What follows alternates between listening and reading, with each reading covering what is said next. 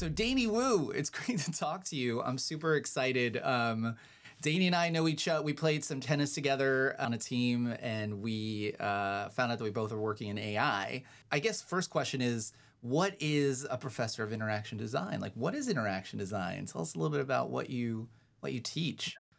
Yeah, no, I'm assistant professor of interaction design slash design technology at Queens College, CUNY, in Queens, New York.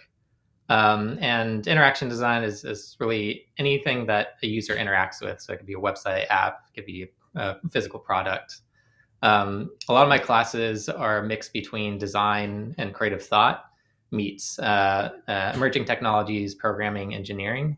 So like one class I teach is called creative coding, which is an intro to programming meets an intro to design. I teach another class called physical computing, which is like physical product design meets electrical engineering. I'm working on, more relevant to this conversation, an AI by design class.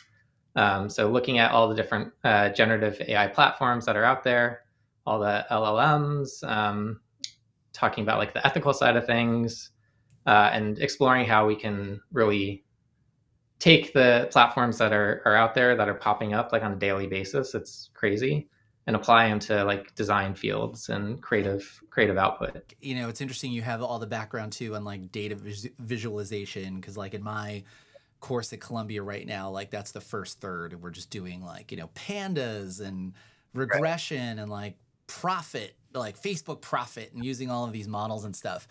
And so Yeah. for so many people kind of starting out, you know, one thing that I had to wrestle with was like, I don't know how to code. And so I started, you know, like a crash course in Python.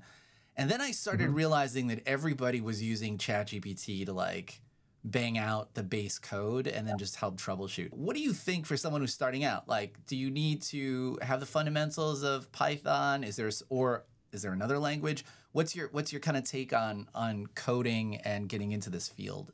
Yeah, I mean, ChatGPT, pretty much any of these large language models, general purpose like GPTs, you can generate really great code, or have it explain code to you if you like found some example code on GitHub or something like that, and just want to understand how you can use it, how you can kind of place it into what you're building. So it's a great tool for that, and I encourage my students in my classes to actually use ChatGPT for code generation and code explanation. Since all my students come into my classes with like no programming background at all, it's a great valuable tool for them to come up with an idea and have something to help them build it, rather than you know scouring the internet for example code or like looking through GitHub to find something that they could use. And then where, you know, in terms of like my cohort at Columbia, it feels like a lot of them are working in data science right now or in like finance. And so Mhm. they've kind of been crunching numbers, you know, maybe on like Excel and pivot tables first, and then they kind of, or some of them do have comp sci backgrounds. What's kind of what kind of students go into interaction design, and what are kind of the jobs, you know, in terms of, you know, I'm looking to do AI. I like to generate cool images, and you know, what can I do with that? What are the backgrounds of the students coming in, and like what kind of jobs are they looking to get um, once they graduate? Most of my students are uh, going into some are going to like front end development, for websites and apps. Some are doing user experience design, which is more of the like the research aspect. But some of them are also doing like AR VR stuff at like Meta. So it's kind of all over the place when it comes to the jobs that they get after the program. Um, yeah, I'm super excited to see like what's gonna happen in the coming semesters, especially after I develop and teach this AI by design class, and see like where my students go, once they leave the classroom, once they graduate. Because I mean, most of the jobs that are popping up now are AI related. Yeah. So that must be the hottest topic. So I'm sure I'll have a handful of them in the industry working in this field, over the next couple of years. Yeah. One thing I think it's a good segue to is, let me see if I can pull this up too. This was an article I saw the other day on Verge where, Dolly is now adding watermarks to all of their images that you create, which, Oh, on some level, I understand their motivation, because they want, some accountability and with the deep fakes and all of this kind of stuff. But at the yeah, same time, I think content creators, there's divergent paths. So like, I want to be able to use models that are unfiltered, that are uncensored, that I can create whatever images I want. And I'm already noticing across the different platforms. On Midjourney, they've already started to just add some noise. If you upload an image, if I want Tom Cruise, doing something, they're gonna just slightly alter it so it's like, Bob Cruise. It's just not quite, it's like a little bit off. So they're yeah. really building in all of these things. So, I'd love to talk a little bit about, the different, some of the different generative AI tools out there. Who are the main players? Because I think some people, their use case will be fine with just using, Midjourney, and they don't mind about the watermarks. But then there are other users that really want to push the envelope. There's a really buzzy, controversial use for Stable Diffusion right now called Dignify. I don't know if you've seen that, Dignif AI. So they take like very, racy, scantily clad women who are posting on Instagram, and then they put them in like traditional, like, like medieval dress with like holding a child, and and then they post them on their Instagram, and then they're getting pissed off because they're like, this is so misogynistic. And so there are all these crazy uses that people are doing it, but I think it's the classic, balance of, free speech and expression versus like accountability. So yeah, let's talk a little bit about some of the main players in generative AI. One of the folks that, my goal, my dream, right, is that I don't have to go and shoot stuff anymore. I can just, punch in what I want into a prompt field. And so I see, some of these hype reels for like Pika Labs where I'm like, oh my God, like you see this footage, and it just looks like, yeah, it looks like movie magic. But then when I go in there, it's like a 4-second clip, and it just looks kind of crappy, and there's no way anyone would ever think that this was real. It feels like it's more, animation right now. So yeah, I'm curious about like just getting your take on who are the players right now. Maybe we could start with Pika and what you think about them, and who are some of the other platforms that people should be toying around with. Yeah, I've explored Pika. They're doing some interesting stuff, but the demo is by far better than anything that I've outputted as well. Um, so I'm not sure like how they executed that demo. I'd love to like see a tutorial on how they actually made that to really understand like the prompts that they're using to generate some of those clips. But yeah, some of the outputs that I've created just are not good. When it comes to that particular pica, is it pica or pica, by the way? I'm not sure either. I feel like Uh, I gotta yeah. find out. All right. But when it comes to that platform, I like. I'm not sure if you can do this on like Runway or some of the other ones, but I like that you can upload an image and highlight an area, or upload a video and highlight an area, and like change like the person's face or change like something in the background. One example that I did was I uploaded a video of my daughter just like singing a song, then highlighted her face and said, "Okay, turn her into her favorite animal, a Pixar koala." And then it did it pretty well, but obviously it was just the face that was Pixar'd, but the rest of the video was the original. Yeah. But yeah, Runway is very similar in my opinion. It's probably those are probably the two main ones when it comes to video that I can think of.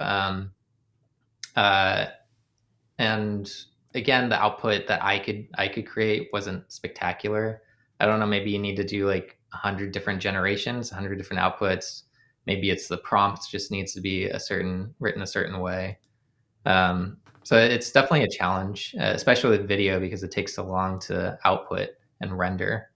So if you have the wrong prompt and wait like an hour for it to generate, like 2 seconds, then you're just like, what am I doing with my time here? Yeah. And then the last one is a mix between Stable Diffusion and something called Deforum, which is basically generating the video using Stable Diffusion still images. And that one's open source, but it's also challenging to use because you have to basically run it in Google Colab space, have like server space running, and then the scripts could potentially break depending on like if they updated the version of the forum or Stable Diffusion that's connected to. So that's also a challenge because it's just more technical. But again, it's free. So if you're willing to take the time and effort to learn how to use that, then you don't have to pay for some of these other platforms. Yeah. And the output is very similar, in my opinion. Yeah. Yeah, because I do this a lot. Like I'll go and I'll be like, all right, let me check into something, and then I get in there and then I get scared and then I run away. It usually takes like 25 minutes of like going in, and with Stable Diffusion, what I get scared about is that it seems like the graphics, like I don't know, the CUDA engine or whatever is like a Windows based, like you really need like an NVIDIA chip. And if you're using like a Silicon M2 Mac, they're like, it's not really great for that. It's not really designed for that. So when I see that, I go, oh, I don't want to, because I'll spend like a week, and then I'll be like, and then it just doesn't work. And then I just realize I wasted all that time. Like because the irony is that I feel like I mean, I'm painting with a broad brush, but I feel like creative people use Macs, like people who want to who are designing, who are in coffee shops, who look cool. Right. They're designing Macs. And then like people who code and do data are like PC guys or whatever, girls. And it's like, so what's the deal with that? Like, do you think as a Mac user, Stable Diffusion is possible? Is it worth going down the rabbit hole and like finding some like Hugging Face, that thing to make it work? Yeah, I mean, I guess it depends on the user and what their like technical level is, what their the platform that they're using is. So there's a lot of variables that people have to consider. But for like the general public, I think there's just way too many hurdles to jump over when it comes to using Stable Diffusion deforum. Cool. Well, it's good to know. Yeah, because it feels like it's just everyone's kind of feeling out in the wilderness right now and just trying to figure out, because it feels like you got to pick a horse at some point to develop expertise. And I think that's one of the toughest challenges about AI right now is that there's so many options, and like you subscribe to a newsletter and then it's like, oh, this came out. Bard is Gemini, Gemini's Vertex is Gemini, and you're like, what's happening? Like, how do you keep up? So it feels like at some point, it feels like, in college, it's like choosing a major or something. It's like you kind of have to figure out, in these forks in the road, like, all right, like who am I going to really, figure out how to use, and what system am I really going to learn how to, work with? Because that feels like one of the biggest challenges. Otherwise, you kind of have this analysis paralysis where you could just, there's so many options. So I think, so it sounds like, to distill in terms of like generative AI for images, Stable Diffusion is ideal if you have high proficiency, technical proficiency, and are able to kind of troubleshoot and code and kind of figure out how to update your computer or whatever your settings to match the latest. For an entry level, what do you think? Like, I found Midjourney to be easy just on the Discord. It's like /imagine, and you can kind of you can start there. What's your recommendation for like a beginner that wants to, generate some images for, something they're working on, either for their job or for themselves? What's like the best entry level option? DALL-E is pretty good now that it's like baked into ChatGPT. I think that makes it a lot easier to use.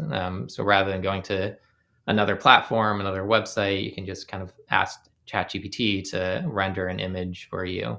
But from my experience, ChatGPT or DALL-E and Stable Diffusion's outputs aren't nearly as good as Midjourney. So I think Midjourney, when it comes to the quality of the output is by far the best. I don't know. A lot of these companies, I guess they're trying to figure out who their core user is. Is it Mm, somebody who has, a lot of fluency in documentation and can just go in and figure it out? But, yeah. Dali, I don't know when this happened. It was a week ago or yesterday. But now when you generate images, they're in .webp format. And it's like, what? Like, that's not Right. helpful. And they just, and I'm doing it and I was right clicking and I'm saving as, and I'm like, that's weird. Why is it doing that? And then I go back to it. I'm like, you didn't generate a PNG, you generated a WebP. And then it's like, and then ChatGPT's like, no, I did a PNG. And it's like, no, you didn't. And then I go on the forums, and so ChatGPT doesn't even realize what it's doing, right? And then I go on and it's like, yeah, and so everyone's ranting. They're like, well, you just lost a lot of users to Midjourney, Dolly, because these are the types of changes that you make. And for designers, it's just a pain to have to, convert from one file format to another. Like, nothing uses WebP. Like, that's just not, I mean, some things No, do, but it's not really native to editing. So it's no, no, really no. Yeah. unfortunate. Wow. Yeah, I didn't know that. That's definitely not helpful, and I don't know why they would be doing that in the first place. Yeah. Very strange. Yeah, the other thing that I forgot to mention is we use the Adobe suite a lot as designers. So Adobe Photoshop, Illustrator, InDesign, etc. Um, and Adobe Firefly is now accessible directly in like Photoshop beta, Illustrator beta. So that's another good option, especially for designers, because it's a platform that they're comfortable with already. We've been using Illustrator, Photoshop, InDesign for decades now. So baking that into a platform that you're already comfortable with is a really great way for people to adopt your product. Um, so yeah, I'll probably be using that a lot in my class, just because everyone has access to it. It's they're already paying for the platforms. Um, the the generations, especially in Photoshop, the like text to image generations, if you're doing just text to image and that's it, aren't great. Midjourney is by far superior. But if you're doing like adding different components, like add like I don't know, a tree in the background or a dog in the foreground or something like that, you can highlight certain areas and generate specific additions to your images, and that works pretty well. And based off of my experience, so that's another tool that I'll probably be using in the classroom a lot more. A, they already have it, and B, they're already comfortable using it. Yeah, one of the things I'd love to see is just kind of some of this in action. How you're using Stable Diffusion. I remember I saw some really cool things on Instagram, and I'd love, maybe we can just go through and you can show us some of them, because I thought it was a really cool thing to, it's one thing to talk about Stable Diffusion, but it's cooler to like actually see it in action. So, yeah. No, so I've been posting some stuff on AI collaborations on Instagram, just some experiments. And I first started just playing around with music lyrics and seeing how, if you pass those lyrics into Stable Diffusion, deform, how those videos would be interpreted. So this one is Black Hole Sun by Soundgarden. Um, it's pretty crazy, just like Wow. the generations based off of the lyrics alone. So I think that's like the Black Hole Sun. I like the morphing too, and the zooming effect. And so Um, this is just based off of the lyrics of the song, and then you kind of fed that into Stable Diffusion. yeah. So I do like one line at a time. So for the first like 5 seconds, it's the first line of the song. The next 5 seconds to the second line of the song, and etc. So I try and like line it up to the song lyrics, so the video kind of goes along with the audio, and it works pretty well. So it's probably better to listen to it on your own. Here's another one. Is Loser by Beck. Sorry, I was born in the early 80s, so I'm a 90s baby. So this is all like 90s grunge. But yeah, Beck is a really good one because his lyrics are just like so wild and out there, especially Yeah. Loser. How many parameters did you give other than the line? Yeah. Yeah. So again, this is a Google Colab like script essentially project. So there's different parameters that you could add when it comes to the way the camera is moving. So you can change the direction of where the camera is going. It could be from like left to right, top to bottom. Could be a zoom. You can also play around with like math equations using like sine and cosine if you want to do like more of like a spinning motion. Um, Also with Stable Diffusion deform, you could also upload a video and then do text prompts to modify it. So this is Britney Spears, Baby One More Time, but demonic. So all the frames have been uploaded, and then you're basically adding a text prompt to make some modification to those frames. That's Um, insane. yeah, that's And pretty so nuts. it brings up, I think two interesting questions. One is, you hear a lot of gnashing of teeth and consternation from artists. Hmm. Is this art? Is it taking away our livelihood?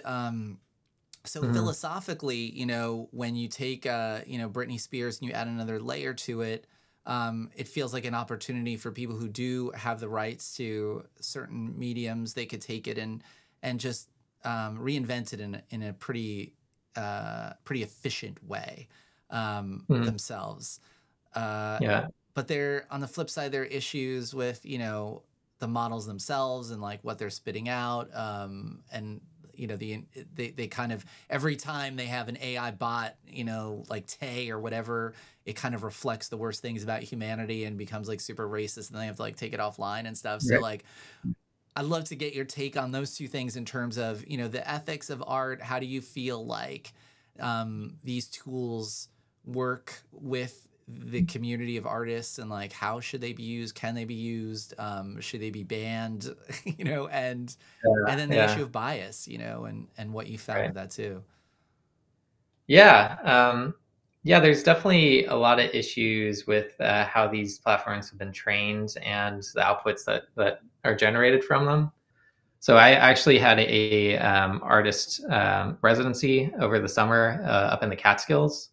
Um, at It's called the Catwalk Residency, where I basically spent 3 weeks in the middle of the woods just exploring all these different platforms and seeing what the outputs were. So one of them was I asked Midjourney, Dolly, and Stable Diffusion what they thought a man would look like, or what they thought a woman would look like, and that's basically the only prompt I asked was generate a man, generate a woman, and I did this I think 100 times. So obviously, the more outputs, the better when it comes to just the research and the data. The outputs were a little shocking when it came to like race and ethnicity. Um, I think this is person, so it's mostly white men. So these are just a number of different generations, versions. But yeah, Right. it's mostly Midjourney was pretty much predominantly white. So yeah, these are men. I also did image overlays to see what the average image looks like. So this is basically analyzing every pixel of all 100 outputs, and finding the average color value for that pixel. So this is essentially the average of all 100 men. So this is what the average person being generated, or average man being generated from Midjourney looks like. Wow. Um, there's another version of it. This definitely looks like a middle-aged white guy. Yeah, right. Yeah, and then this is like I think this is Dolly did the same thing, um, and I think this is Stable Diffusion, same thing. Wow. So it's really interesting to explore this and kind of play around with uh, different. adjectives and words to see how the platform interpreted what those are, versus giving it like a very specific prompt of like a Asian guy eating a sandwich or something like that, you know? Right. So, so yeah.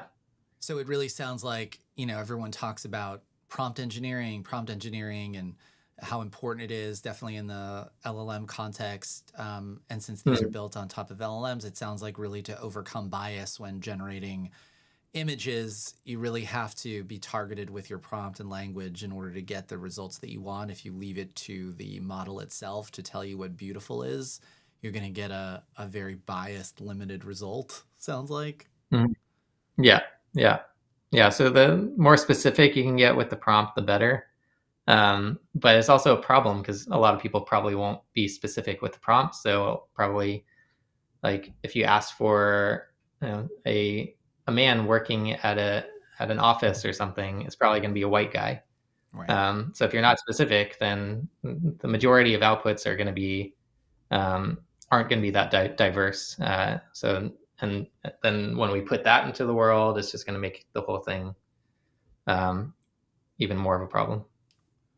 Wow. Well, dude, this was fascinating. I mean, I think, it's really interesting to hear your perspective on the tools. Just to kind of give us that overview is huge. And then just some of the, it's just really interesting to hear how students and people who are kind of getting into this field can start to think about what they should be using, how they should be Mhm. using it. And I think for everyone, I think it just underscores the importance of prompts for to overcome bias. It's like if you don't Mhm. really, target what you're looking for, the models are just going to give you kind of like our Instagram feed. It's like it's going to give you what you click on. And Right. it sounds like generative AI is kind of the same thing, where it's like you're going to get what society, maybe not, maybe it's less personalized, but you're going to get what the model says the mass majority of people think about certain things. So it's a really interesting, I mean, I think what you're doing is so cool about really exposing in a visual manner bias. It's just hard to quantify sometimes. And you can Mhm. see it in police statistics or arrest reports, and you can do data visualizations that way. But I think this is one of the most stark examples I've seen of bias manifesting in a very visual, obvious way. It's super cool. Right.